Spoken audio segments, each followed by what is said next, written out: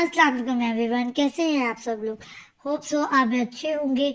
आज हम नॉवल शुरू करने वाले हैं आशिफ्ता दिल अज कलम हुरिया मलिक की first episode. So let's get started. तेज रफ्तार गाड़ी कशादा सड़क पर चलती गाड़ियों के हजूम को क्रॉस करती जुलै सरगोदा के रिहायशी इलाके अलीपुर सीधा की तरफ बढ़ रही थी। गरीब नवाजा, अब कहीं कोई शॉप नजर आए तो मेरे लिए सिगरेट ले लेना। फ्रंट सीट पर बैठे गरीब नवाज के कानों में एक भारी गंभीर आवाज पड़ी तो उसने बेसाख्ता बैक व्यू मिरर की जानिब नजरें उठाई, जहां वो बैक मिरर सीट पे बैठा धुआं पिछोड़ने वाला इंजन बना बैठा था। जी सरकार, उसने फौरन नजरें झुकाए मुअद्दब अंदाज में जवाब दिया, जबकि बैक सीट पर बैठे युमान खानजादा ने उसके जवाब का नोटिस लिए बगैर ध्यान बाहर भागते दौड़ते मनाजिर की जानिब मबजूल कर लिया, क्योंकि उसकी फितरत सिर्फ हुक्म जारी करना थी कि वो जानता था कि उसके हुक्म से इख्तलाफ की जुर्रत करना किसी के बस की बात न थी, माँ सिवाय एक इंसान के। और उस इंसान का ख्याल आते ही उसके दिल में अजीब से पकड़ डर कर चलने लगते, जिसके सबब वो आंखें मूंदता सीट की पुष्ट से सर टिका गया था। Scene change. लाहौर शहर के मारूफ होटल की सेकंड फ्लोर पे इस वक्त एक अजीब सी हबड़ मची हुई थी। पुलिस की भारी नफरी, होटल इंतजामिया, प्रेस मीडिया का हजूम और होटल में मौजूद आम आवाम इस वक्त सेकंड फ्लोर पर मौजूद रूम नंबर 505 में घुसने की पूरी कोशिश कर रहे थे। आप लोग यूं मुंह उठाकर इस कमरे में नहीं जा सकते, बात समझने की कोशिश करें। होटल मैनेजर रूम के बंद दरवाजे के सामने खड़ा बुलंद आवाज में बोला, लेकिन नकाल खाने में तोती की आवाज कौन सुनता है। मिस्टर जब्बार, आप हमें हमारी ड्यूटी करने से नहीं रोक सकते। अगर आप अगले 1 मिनट में ये दरवाजा ना खुला तो एक मुजरिम को बना देने के जुर्म में आपको गिरफ्तार कर लिया जाएगा। एसपी कामरान ने दुरुस्त लहजे में कहा। तो मैनेजर जब्बार ने बेबसी से उसे देखा और अगले ही पल मुड़ते हुए कमरे का लॉक खोला तो पुलिस और मीडिया वाला मक्खियों की तरह उस कमरे के तरफ बढ़े, जहां एक खूबसूरत दोशीरा अपने नीम बनाना वजूद को बेडशीट से कवर किए फर्श पर बिखरे खून के पास घुटनों में मुंह छुपाए बैठी थी, जबकि उससे कुछ फरलांग के फासले पर एक नौजवान की लाश पड़ी थी, जिससे रिश्ता खून उस दोशीरा की जानिब बह रहा था। अगले चंद ही लम्हों में कमरे में एक तूफान सा बर्पा हो गया। भाट भाट की बोलियां और कैमरों की चमकती लाइट्स ने कमरे की फिजा को अजीब हौलनाक सा कर दिया था। लेकिन अजीब बात यह थी कि इस सारे हंगामे के दौरान भी उस लड़की ने घुटनों से सर नहीं उठाया था, हत्ता कि पुलिस एहलकार उसके नजदीक जाने लगे जब एकदम से होटल मैनेजर की जोरदार आवाज गूंजी, लड़की को हाथ लगाने की ये ना लगाइएगा, ये chairman of freedom party Hamas Hasan Khanzada की मनकुआ है। इसकी आवाज पे एकदम से सन्नाटा छा गया और जो जहां था वही थम सा गया। लेकिन ये सन्नाटा एक सानिये के बाद छटा हुआ भांट भांट की बोलियों में तब्दील हो चुका था। हमास हसन खानजादा की इज्जत के परखच्चे उड़ा गया, जबकि चेहरा छुपाए बैठी नूरे खानजादा इस वक्त ये सोच रही थी कि लंदन बैठे इस शख्स तक जब ये न्यूज पहुंचेगी तो उसका रद्द-ए-अमल क्या होगा।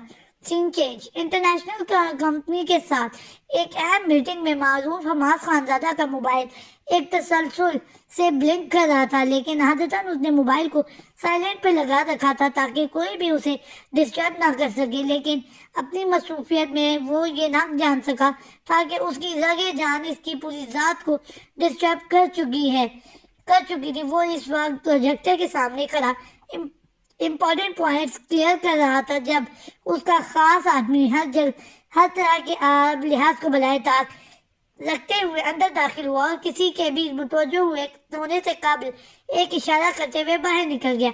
उसके बाहर निकलते ही उसने अगले 5 मिनटों में सारे पॉइंट्स क्लियर किए और फिर फौरन एक्सक्यूज करता अपना मोबाइल चेक करने लगा। پہلا نوٹیفیکیشن چیک کرتے ہی اسے لگا بلڈنگ کی چھت اس کے سر پر آ گری تھی، جس کے ملے تلے جس کے ملتے ہی اس کا دم گھٹنے لگا تھا۔ اس نے بے ساختہ گلے میں بندھی ٹائی کی نوٹ ڈھیلی کی، لیکن گھٹن بڑھتی ہی چلی جا رہی تھی۔ یکایک اسے حقیقت کی سنگینی کا احساس ہوا اور وہ اٹھا۔ اس نے ایک قدم آگے کو بڑھانے کی کوشش کی، لیکن اسے احساس ہوا کہ اس کے قدم اس کا وزن سہار نہیں پائیں گے۔ اس احساس نے اس کی آنکھوں کی سطح نم کر دی تھی، لیکن آنکھوں کے سامنے آتی اس کی تصویر نے اس کے قدموں کو ہلکی سی ہمت دی، اور پھر اسے خود کو بھاگنے کے لیے بھاگتے ہوئے پایا۔ پھر سیکیورٹی ایشوز میں سے بے نیاز وہ بھاگنے کے انداز میں بلڈنگ سے نکلتا وہ اپنی گاڑی کی جانب بڑھا۔ میری سیٹ کنفرم کروا دی؟ گاڑی میں بیٹھتے ہی اس نے پہلا سوال داغا۔ جواب میں سر بات میں ہلاتے اسے دوسرا سوال کرنے میں بے ساختہ دقت کا سامنا کرنا پڑا، مگر ہمت جمع کرتے ہی اس نے الفاظ کو ترتیب دینے کی کوشش کی۔ انہیں کسی نے ہاتھ تو نہیں لگایا؟ گاڑی کے شیشے پر لگا نگاہیں گاڑے وہ شکستہ لہجے میں بولا تو اس کے ساتھ بیٹھے ملازم کو اسے یہ بے ساختہ طرز آیا۔ نہیں سرکار، میں نے کال کر کے پتہ کیا ہے، بی بی کو کسی نے ہاتھ نہیں لگایا۔ لیڈی آفیسر نے اسے اطلاع بہم پہنچاتے ہوئے وہ چاہ کر بھی اپنی بات مکمل نہ کر سکا کہ لیڈی آفیسر کے نام پہ اس کے چہرے کے تاثرات اس قدر متغیر ہو چکے تھے کہ اسے بے حد خوف محسوس ہونے لگا۔ اس کے بعد گاڑی میں ایئرپورٹ پہنچنے تک وہ ایک مجرمانہ سی خاموشی چھائی رہی، جو پاکستان سینٹرل جیل لاہور پہنچنے تک برقرار رہی۔ سین چینج۔ گاڑی جب علی پور سیدھا کی حدود میں داخل ہوئی تو 6 سال سے اس کے سینے میں پتھر بنا ایک دل ایک دم سے پھڑپڑانے لگا۔ بے ساختہ اس کی یاد نے دل میں پنجے گاڑ دیے، جیسے 6 سال پہلے وہ بنا کسی جرم کی پاوش میں ایک کڑی سزا سناتا چلا گیا تھا۔ یہ خیال آتے ہی اس کی آنکھوں میں ایک بھیگی سی رات جھلملانے لگی، اور اس رات کی خماری اس کی آنکھوں میں اس وقت تک چھائی رہی جب گاڑی لال حویلی کی وہیکل گیٹ کے سامنے جا رکی تھی۔ کچھ ہی دیر بعد وہ حویلی کے ملازمین سے ملنے کے بعد جب حویلی کی اندرونی حصے کی جانب بڑھا تو حسب توقع اسے لاؤنج کے باہر جانب دروازے کے ساتھ لگے تخت پر بیٹھی زہرا بی بی دکھائی دی، جو اسے یوں غیر متوقع طور پہ سامنے دیکھ کے ساکت رہ گئی تھی۔ یمان، ہمارا بچہ۔ ان کی شجر حالت کو دیکھتے ہوئے وہ آگے بڑھا اور انہیں اپنے مضبوط بازوؤں میں لیتے ہوئے اپنے ہونے کا احساس دلایا تو وہ سسک اٹھی۔ اتنا کون تڑپاتا ہے اپنی بوڑھی نانی کو؟ اس کے بالوں میں ہاتھ پھیرتی وہ روتے ہوئے بولی تو اس کے دل میں ایک عجیب سا ملال بیدار ہونے لگا، جس کا اظہار کیے بنا اس نے ان کے ہاتھوں کو چومتے ہوئے تابندہ بیگم کے متعلق استفسار کیا۔ ماں کدھر ہے؟ اس نے ارد گرد پھیلی خاموشی کو نوٹ کرتے ہوئے سوال کیا۔ تمہاری ماں اور نانی تمہاری ماں اور تائی ساتھ والے گاؤں میں کسی فوتگی میں گئی ہیں، جبکہ بچے پڑھنے گئے ہیں۔ ابھی حویلی میں صرف میں اور اس کے چہرے کو وارفتہ نگاہوں سے نہارتے ہوئے وہ تفصیلاً بول رہی تھی جب ایک دم سے ایک فریش اور مترنم سی آواز پہ وہ یکلک چپ ہو گئی۔ نانو بیگم، ہاں، ہم چائے بنانے لگے ہیں اپنے لیے، آپ کو اپنی ہی زو میں بولتے ہوئے وہ اندر داخل ہوئی، لیکن زہرا بی کے تخت پر بیٹھے شخص کو دیکھ کر اس کے پاؤں جیسے کسی نے اندیکھی طاقت نے پکڑ لیے تھے، جبکہ دوسری جانب غیر متوقع طور پر اسے اتنے سالوں بعد سامنے دیکھ کر وہ اپنی سانس تک روک گیا اور ساکت نگاہوں سے اسے دیکھنے لگا، جو لائٹ فیروزی پاجامے کے ساتھ ڈارک بلو لانگ شرٹ پہنے ہم رنگ دوپٹہ سلیقے سے اوڑھے ہوئے تھی۔ گزرا وقت گویا اسے چھوئے بغیر ہی گزر گیا تھا۔ سرخ و سفید چہرے پر سجی خوابیدہ آنکھیں جو اس وقت ایک سکتے کی سی کیفیت میں اسے تک رہی تھی، جبکہ شگرفی لب اس وقت نیم و حالت میں اس کے ضبط کا پیمانہ لبریز کرنے کو تھے۔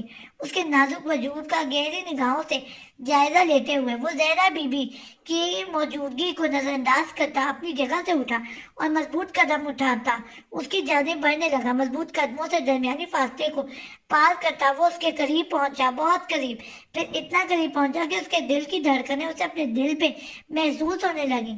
دھڑکنوں کے اس تال میل نے اس کے وجود پہ چھایا سکتا توڑ ڈالا، اور اس سے پہلے کہ وہ ہر طرح کی مصلحتوں کو تار تار کرتا، اسے ملازمین اور زہرا بی کی موجودگی میں اپنی آنچ دیتی قربت سے روشناس کرواتا، وہ ایک جھٹکے سے پیچھے ہوئی اور پھر نفی میں ساری لاتی بھاگنے کے انداز میں واپس پلٹ گئی۔ اس کے اس غیر متوقع رد عمل پر وہ جیسے کسی گہرے خواب سے جاگا اور گہری سانس بھرتا اس راستے کو دیکھتا رہا جس سے وہ ابھی گئی تھی۔ ویلکم ٹو پاکستان، بڑبڑانے کے اس انداز میں کہتے اس نے گنہرے بالوں میں انگلیاں پھیری، اچانک ڈر آنے والی کوفت کم کرنے کی صحیح کی۔ بڑوں کی موجودگی میں ایسی بے حجابی کا مظاہرہ کریں گے تو برخوردار، یہ تو ایسا ویلکم ہی ہوگا۔ عقب سے آتی زہرا بی کی آواز نے اسے چونکنے پر مجبور کر دیا اور پھر واپس پلٹ کے ان کے پاس جا بیٹھا۔ یہ ابھی تک اسی حویلی میں ہے؟ اس نے سنجیدگی سے سوال کیا تو انہوں نے ملامتی نگاہوں سے اسے دیکھا، کیونکہ وہ خود اپنی مرضی اور رضا سے اس حویلی نہیں آتی تھی، اس لیے وہ اس انتظار میں تھی کہ کب اسے اس حویلی میں لانے والا واپس آئے، اس حویلی کے چھوڑ کے آئے گا، واپس اس حویلی میں چھوڑ کے آئے گا۔ اس کے جتانے والے انداز میں اس نے بغور ان کے چہرے کا جائزہ لیا کہ وہ کتنا کچھ حقیقت سے باخبر ہے اور آپ کو لگتا ہے کہ وہ جو ان کی مرضی کے بغیر حویلی لایا تھا وہ انہیں واپس جانے دے گا؟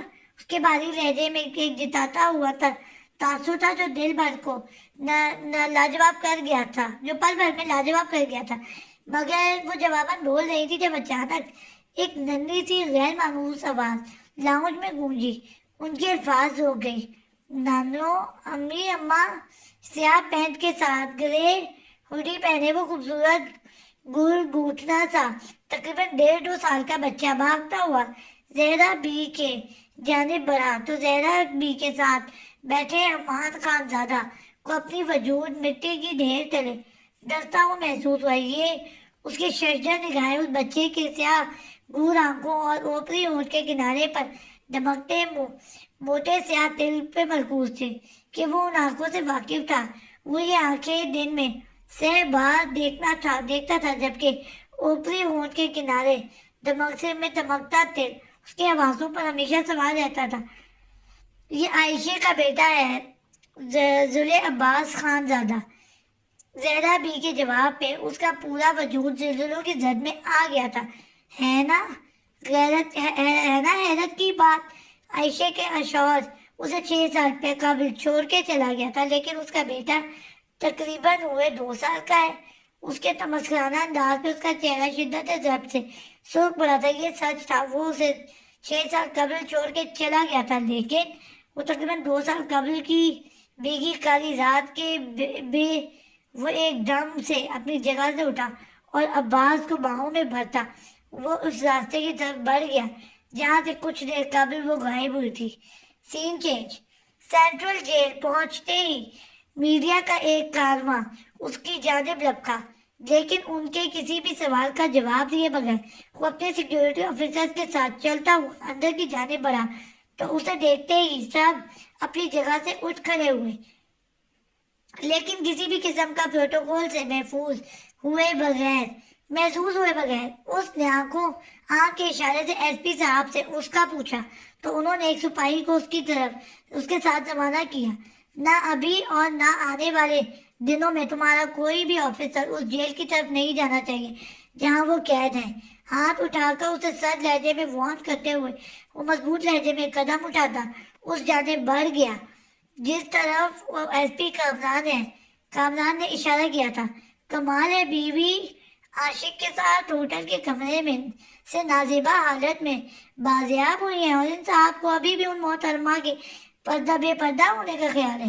سپاہی جسے اس نے ساتھ جانے سے منع کیا تھا وہ اس کے آگے بڑھتے ہی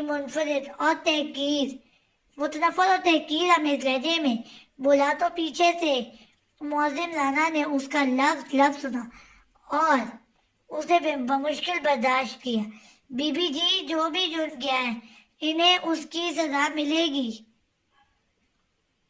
بی بی جی نے جو بھی ظلم کیا ہے انہیں اس کی سزا ملے گی. لیکن آج کے بعد یوں بی بی کو موضوع گفتگو بنایا تو یہ جیل جس کھنڈر میں تبدیل ہوگی وہ مجھے باور کروانے کی ضرورت نہیں.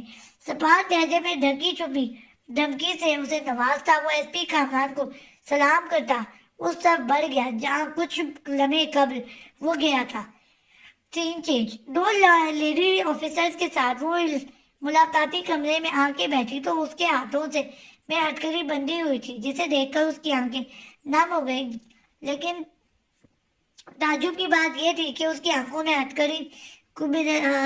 کی آنکھوں میں نمی ہتھکڑی کو دیکھ کے نہیں آئی تھی بلکہ اس شخص کے خیال نے اس کے تن من میں کئی کڑی پھیر دی تھی جو اسے ملاقات کرنے آیا تھا. دروازہ چڑ کی آواز کے ساتھ کھلا اور وہ اندر داخل ہوا تو آنکھیں لبالب آنسوؤں سے بھر گئیں. ہتھکڑی ہٹائیں. اس نے آتے ہی لیڈی آفیسر کو ناگواری سے حکم دیا تو وہ متعامل سی ہوئی جبکہ اس کی بات پہ اس کا دل چاہا وہ ڈھاڑے مار مار کے ہوئے.